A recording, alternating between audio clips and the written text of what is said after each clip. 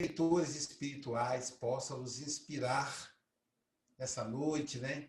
Meu querido amigo Jordano Bruno, meu guia espiritual, possa me inspirar, já que é um tema tão profundo e que ele domina com muito mais sabedoria do que eu, já que é muito mais evoluído, tem mais experiência, né? É o meu tutor. E é claro que se a espiritualidade o colocou como meu tutor, é porque ele tem mais sabedoria que eu. Na questão 943 do Livro dos Espíritos, dentro das leis morais, no capítulo 5, Allan Kardec faz a seguinte pergunta: tem liberdade o espírito? Aí os espíritos respondem: sim. Se assim não fosse,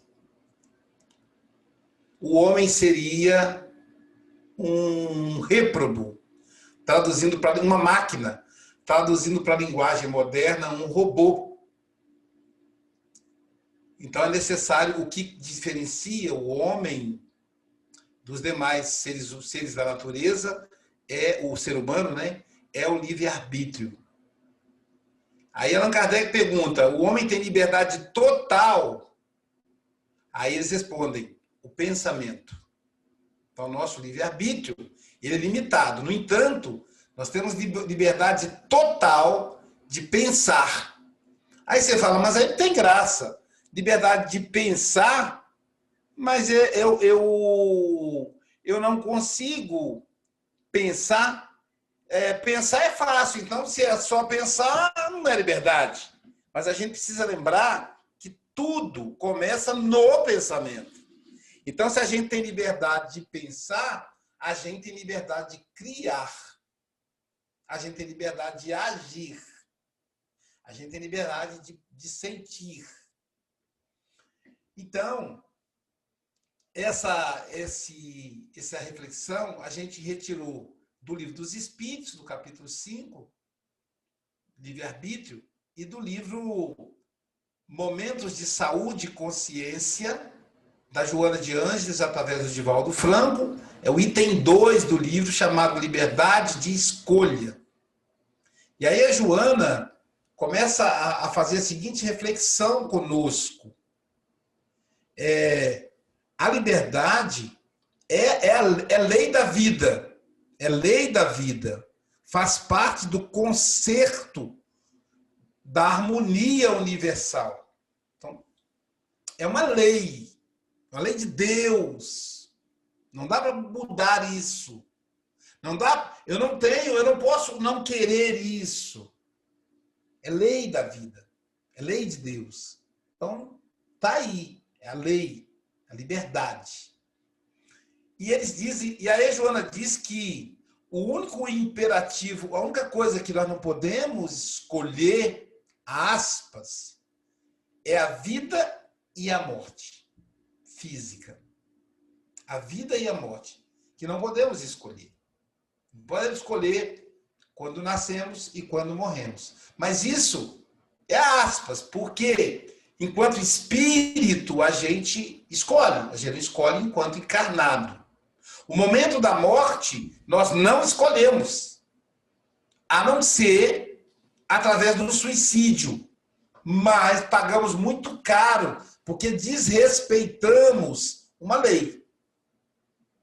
O meu pai desencarnou dia 3 de julho, vítima da Covid-19. Alguns dos meus irmãos chegaram a dizer, mas também o pai não se cuidava, também o pai saía para lá, para cá, não sossegava em casa, ele com mais de 80 anos. Mas ele estava fazendo o que ele gostava, que era a obra. E ele usava máscara, ele se preservava. Só que era o momento do desencarne dele. A gente só deu conta disso quando nos lembramos que poucos meses antes ele dividiu o patrimônio. Como é que ele dividiu? Por que ele dividiu o patrimônio? Coincidência, né? Não é coincidência. Ele estava prevendo a morte. Eu me lembro que quando ele dividiu o patrimônio, e só ele podia fazer isso. Porque como é um prédio, um ia querer a frente, outro ia querer a parte de baixo, outra parte de cima, ia dar problema. Só que sendo ele foi negociando com filho por filho. E ele tinha uma didática, uma didática extraordinária. Ele chegava para o filho e falava assim, olha, fulano de tal, para ele tanto faz, é uma pessoa tranquila. Como você é uma pessoa mais difícil, mais encrencada, eu comecei por você. Aí desmontava o filho. Aí eu dizia, não, pai, o que o senhor decidir para mim tá bom. Com esse papo, ele foi dobrando. Ele começou pelos mais difíceis para depois terminar com os mais fáceis. E aí ele disse para mim assim, meu filho, eu posso ficar na sua parte? Eu não vou ficar muito tempo aqui. Aqui me deu uma dor no peito quando ele falou isso. Falei, pai, primeiro que não é a minha parte, o senhor ainda não desencarnou. Então, é a parte que ficou para o senhor. E segundo, que o senhor vai ficar muitos anos aqui. Jordano Bruno, pai, falou que agora, daqui para frente, ser centenário não vai ser mais a exceção, vai ser a regra. Então, o senhor está com 80, tem mais 83, tem mais 17 pela frente ainda, e olhe lá. Ele disse, não vou ficar muito tempo, não. Aí deu um aperto no coração de novo. Isso 3 meses, 3, 4 meses antes de desencarnar. Então, a morte é na hora. Tá? Essa a gente não escolhe. Aí você fala, mas, Aloysio, e quando a pessoa tem uma prorrogação do jogo, né? Que o jogo termina com 45, mas aí tem a prorrogação para alguns casos. Ainda nesses casos, não somos nós quem resolvemos. Quando a Marlene ficou lá com a Covid entre a vida e a morte, os espíritos se reuniram e decidiram que ela vai ficar mais um tempo. Não foi ela quem decidiu. Então, por isso que a Joana fala, a vida e a morte não é uma decisão nossa. Nós não decidimos quando vamos nascer, nem quando vamos morrer. Aí ela vai falar das características que nós temos. Ela fala das pessoas, mas eu acho melhor falar de nós. Senão a gente começa a olhar tudo para os outros e esquecemos de nós. É natural que, nesse momento, a gente vai lembrar de algumas pessoas que têm essa característica. Que ela fala são pessoas que negociam o carinho que querem receber. Olha só, a pessoa, na oração de São Francisco, diz que dando, nós recebemos. Só que essas pessoas, elas querem receber primeiro. Elas não dão. Inverte o processo. Então, elas negociam como? Se queixando, lamentando, sendo pessimistas, para que a gente fique com dó delas, com pena delas. A pessoa fala, ai, tá tão difícil as coisas. Eu estou sentindo tanta dor. Ela dramatiza para que você fale, oh, meu Deus, deita aqui no meu ombro. Aquela música, encosta sua cabecinha no meu ombro e chora. Então, sabe? Então, muitos de nós, muitas vezes, temos essa característica. E aí, Joana nos convida a olhar de fora. Vamos pensar assim, quem é que gosta de alguém assim? A gente fala, nossa, que fulano, que pessoa chata, que pessoa pegajosa. Ora, se nós não gostamos que o outro seja assim, por que nós somos? Por que essa dependência do outro? Por que negociar carinho? Tá? Pede para a gente refletir sobre isso. Eu não tenho que negociar carinho com os meus amigos. Com o Galvão. Ô, Galvão, estou passando tanta dificuldade e tal. Não, se o Galvão é meu amigo, ele vai falar, Luísio, calma, Luísio, você precisa de alguma coisa. Eu até tenho... quando falo, às vezes até me dói. Eu falo assim, ô, Chico, se precisar de alguma coisa, você me fala. Eu penso assim, já pensou assim, e se o Chico precisar de dinheiro? Eu não tenho dinheiro, como é que eu vou fazer? Ainda bem que nunca a pessoa precisa de dinheiro. Né? Eu me lembro que o companheiro falou, Luísio, se precisar de alguma coisa, olha, eu estou à disposição, inclusive de dinheiro.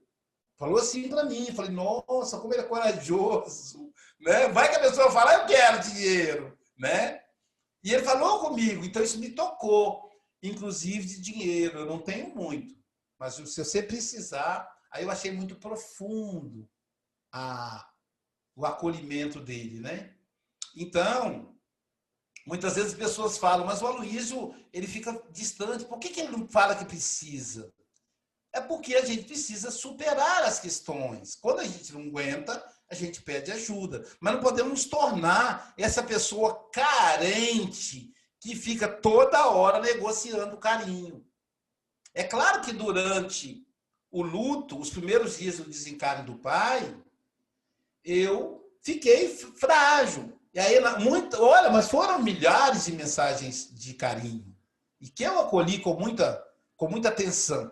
Tanto que eu respondi uma a uma. Já falou, Aloysio, você não vai dar conta? Não, meu Deus. Jair, eu vou responder, porque as pessoas pararam para pensar em mim. Então, eu devo isso a elas. Elas me deram carinho e eu tenho que retribuir. Até para não ficar em dívida. Né? E aí a Joana continua. E tem outras pessoas, ou nós em outros momentos, que são chantagistas. São chantagistas de afeto.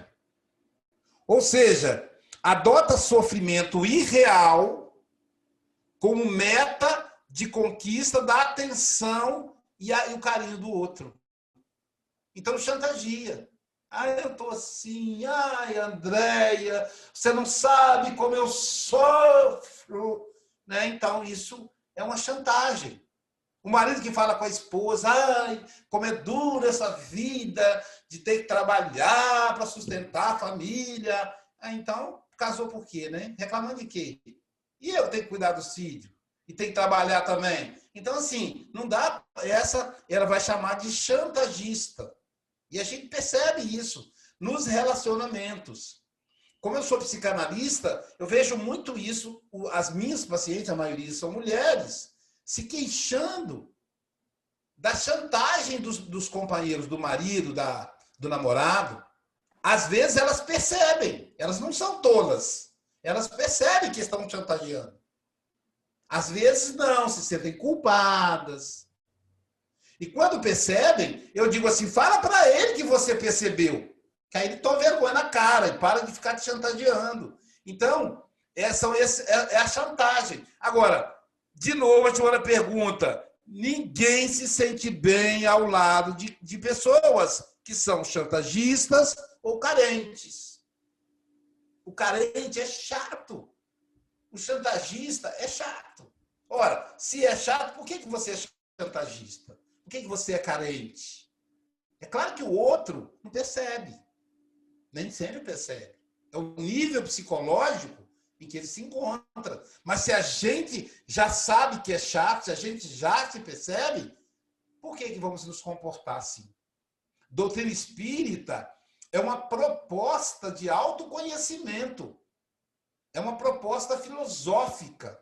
Eu sempre falo, espiritismo não é religião, gente. É uma filosofia. O que é filosofia? São perguntas. De onde que eu venho? O que é que eu estou fazendo aqui?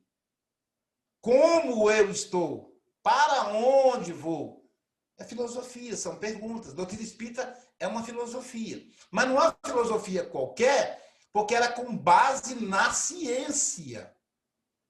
Eu estava pensando, gente, quanto espírita negacionista, pós-verdadista, que nega a ciência, isso não é ser espírita, o espiritismo é ciência. Allan Kardec ele leva isso tão a sério, eu até depois vou colocar como um postzinho no meu Facebook, que ele diz assim, se um dia o espiritismo se afastar um ponto que seja da ciência, deveis abandonar o espiritismo e abraçar esse ponto da ciência. Ou melhor, o espiritismo abandonará o seu ponto, que está em divergência, para abraçar a ciência. Olha como ele leva a sério. Olha como ele profetizou. Na verdade, o Espiritismo nunca teve um ponto que seja divergente da ciência. O Espiritismo nunca defendeu o terraplanismo, que a Terra é plana, que não vai tomar vacina. Nunca. Isso é coisa de espírita, maluco. Mas não da doutrina espírita. Vou repetir. Se um dia o Espiritismo se afastar um ponto que seja da ciência, ele abrirá mão desse ponto para abraçar a ciência. Então, é importante isso, né? E aí a Joana continua. É uma coação emocional. Que essa coação emocional, essa carência, essa chantagem, constrói amizades falsas.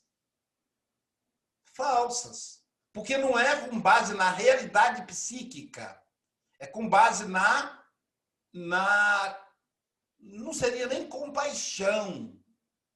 Seria pena, seria dó. E isso não se sustenta. Então, são situações que não vão vai construir uma insegurança no relacionamento. Entre amigos, entre namorados, entre marido e mulher, entre pais e filhos, né? As mães que chantageiam seus filhos. Eu dei o meu sangue em forma de leite e agora você quer matar sua mãe, crava a faca e tal. Ou então, às vezes, o filho fala, eu não pedi para nascer, por que você me colocou no mundo? Aí eu me lembro que aqui em casa a mãe, um dos meus irmãos falou isso, né? Eu não pedi para nascer, por que a senhora me colocou no mundo? Eles, fala de novo que eu vou te explicar de uma forma bem didática. Aí nunca mais ele falou. Então, essa coação, elas chamam de coação, de pressão emocional, que a chantagem e a negociação, isso fragiliza as relações. E aí ela diz assim, podes e deves ser feliz. Essa é a tua liberdade de escolha. Eu posso escolher ser feliz. É a minha escolha. Primeiro, na verdade, ser feliz não é a minha escolha. Eu vou ser feliz, querendo ou não querendo. Deus me fez para ser feliz. Agora, quando eu vou ser feliz, aí sou eu quem escolho. Pode ser agora, pode ser na próxima encarnação, pode ser daqui a 10 mil anos, 100 mil anos. Se eu quiser continuar com a pirraça, com a chantagem, tentando chantagear o outro, tentando encontrar felicidade no outro, você não me faz feliz. Eu me lembro de um companheiro que diz assim, disse assim, mais de uma vez, eu não corrigi porque ele não pediu minha opinião, mas mais de uma vez ele disse assim, eu só vou ser feliz se você for feliz. Eu digo, coitado, tá no sal. Porque fica complicado, né? Não pode depender da felicidade do outro. O outro é o outro. Tá numa trajetória pessoal. Eu é que tenho que definir o que eu quero. E nós escolhemos. É o livre-arbítrio. Conversando uma vez com o Célio Faria, ele fez uma analogia que eu achei muito interessante. Ele disse, Aloysio, a vida é como um garçom. Aí eu criei uma imagem assim na minha cabeça, uma analogia. Eu e Jailza lá no restaurante do Bolinha. Bolinha desativou, agora infelizmente derrubou e está fazendo mais um espigão, mais um prédio no centro de Guarapari. Mas era um restaurante tradicional, que funcionou por muitas décadas. O pai da Jailza, inclusive, trabalhou no Bolinhas. Então, eu e Jailza no Bolinhas. Vamos lá para o Bolinhas. A nossa intenção é comer a deliciosa moqueca capixaba. Aí chegamos, mas o Bolinha não sabe. Chego lá no Bolinhas, puxa a cadeira, a dona Jailza senta, eu também sento. E aí quem vem? O garçom. O garçom chega, dá boa noite pra gente. E qual é a próxima atitude do garçom? Ele oferece o cardápio. Ele dá o cardápio. E fica esperando. Então, o garçom é a vida. Ele fica esperando. Se eu falar com ele assim, meu amigo, sou mineiro, eu quero leitão a pururuca, torresminho, daqueles que passam o barbeador, uma dose de pinga, que eu vou para poder eu me alimentar. Não é isso, dona Jair? Aí já vai dizer, isso mesmo. Então, o garçom vai me servir isso. Nada contra o torresminho, que, aliás, eu adoro, né? Principalmente se tiver o barbeador.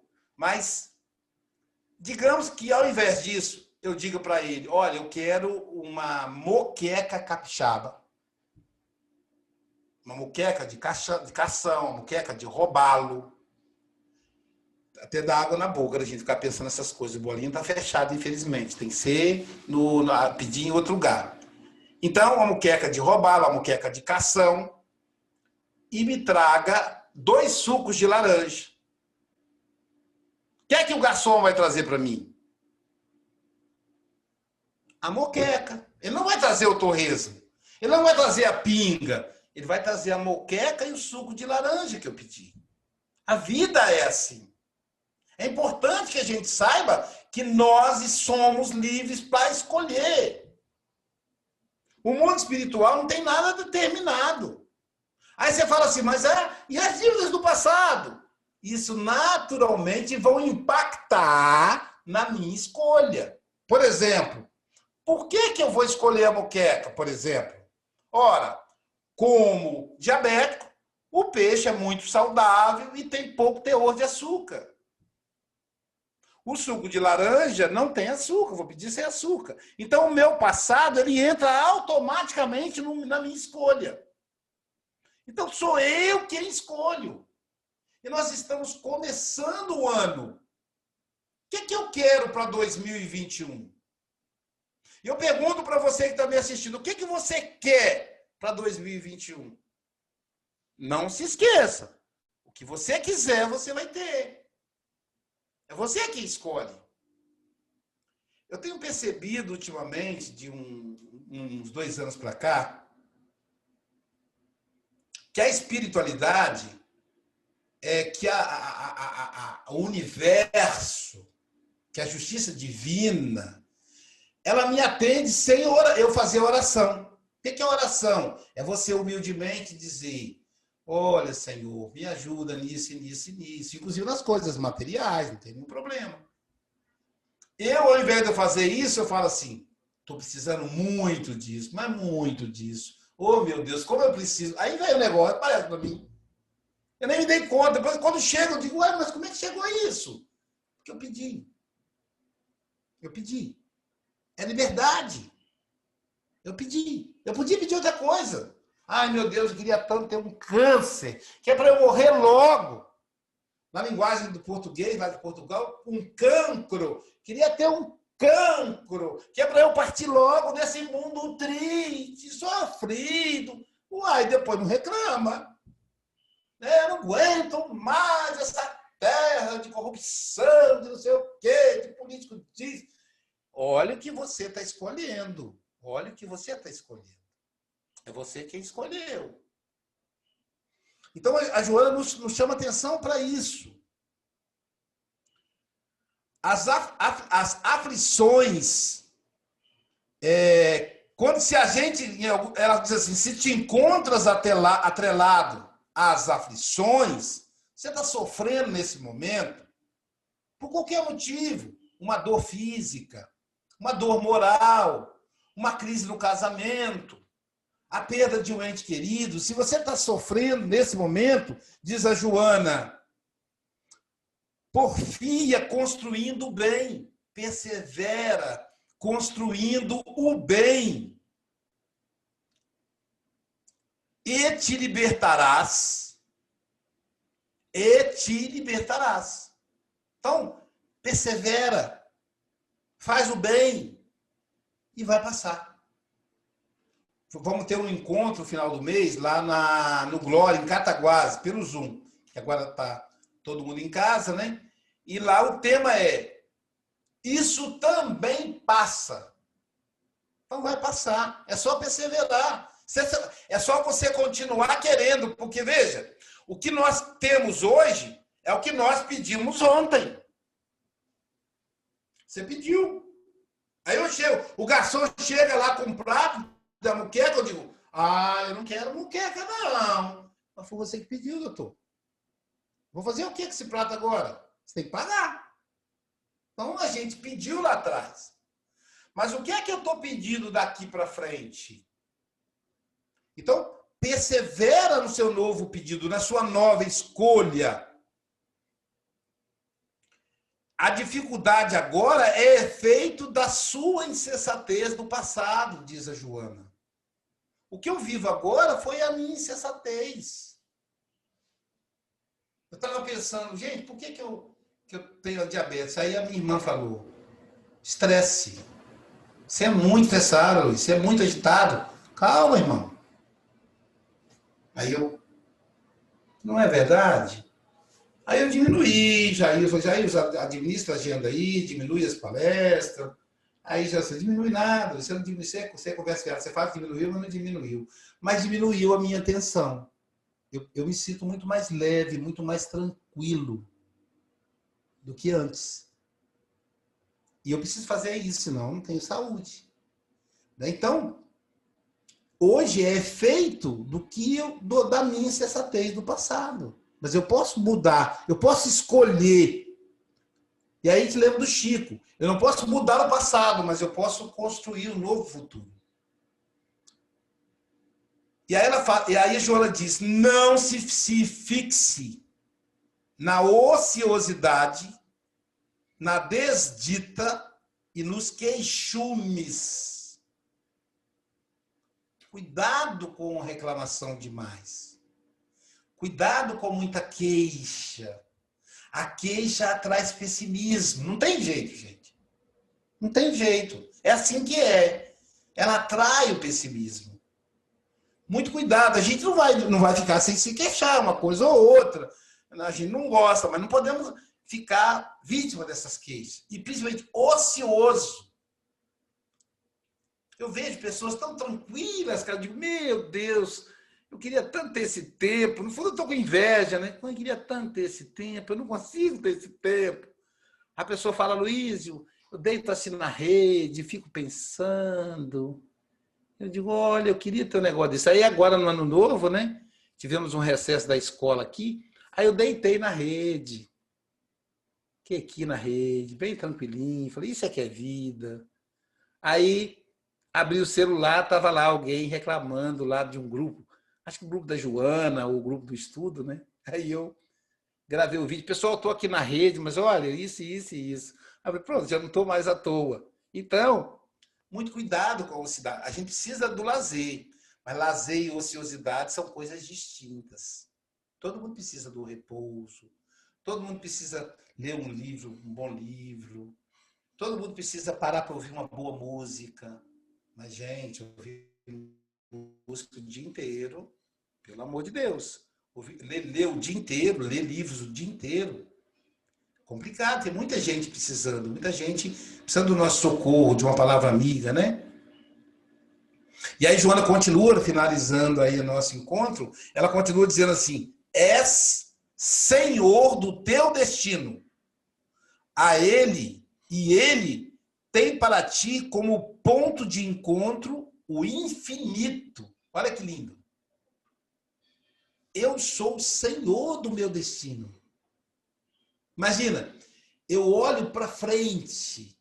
Como eu sou o senhor, eu escolho.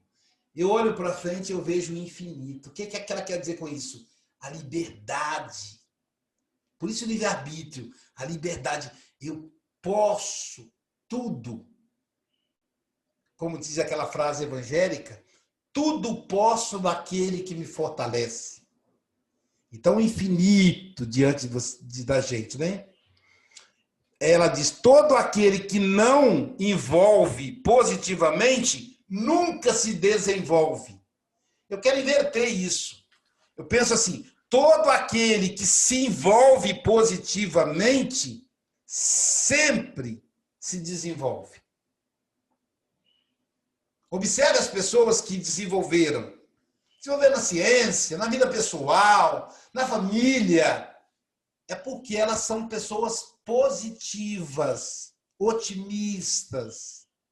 O pessimista ele fica patinando, patinando, patinando. Ele não sai do lugar. Não transforme os incidentes de pequena monta em ocorrências corriqueiras, em tragédias. Ai, meu Deus, você não sabe o que eu passei. É interessante isso, né? Quando ela fala, eu me lembrei de um paciente que ele é promotor de justiça. E aí houve um problema lá que o pessoal quis questionar o auxílio paletó, o auxílio do sei quê. E ele falou, Luísio, a coisa está tão difícil, ô meu amigo. Estou até pensando em parar a terapia. E eu pensando em subir o preço da terapia dele, porque ele é promotor, ganha mais de 30 mil por mês, vou cobrar mais um pouquinho dele. E ele falou, estou até pensando em parar a terapia. Você acredita, Luísio? Eu não quero nem te falar. Você acredita que agora, rapaz, eu tive que vender um carro? Você acredita que eu e a minha mulher temos que usar o mesmo carro? Rapaz, é muito doloroso. Eu e ela temos que usar um carro só. Que ele não tem filho, agora que tem uma filhinha, não tinha, né? Aí eu pensei, gente, será que ele se escuta? Será que ele se ouve? Será que ele vê televisão com pessoas passando fome? Um carro de 300 mil, só um carro para os dois, que absurdo! Ele teve que vender o carro dela e agora os dois só têm um carro. É que a Joana está falando, são as pequenas montas, as coisas corriqueiras que viram uma tragédia. Faltou um pouco de, eu vou me matar, porque a vida é muito triste de ter só um carro. Então, é preciso ficar atento quando nós nos comportamos assim. Eu estou me queixando, o queixume, por isso que o queixume é um veneno. Será que aquilo realmente é do tamanho que eu estou mostrando? Ou será que eu estou amplificando de um jeito que não é? E aí, encerrando o nosso encontro, a Joana dá uma sugestão nesse capítulo 2 aí da liberdade de escolha. Ela diz assim, faze uma avaliação honesta da tua existência. Honesta. Sem consciência de culpa.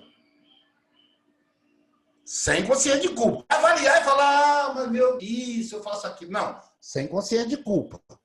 Tem que ser honesta.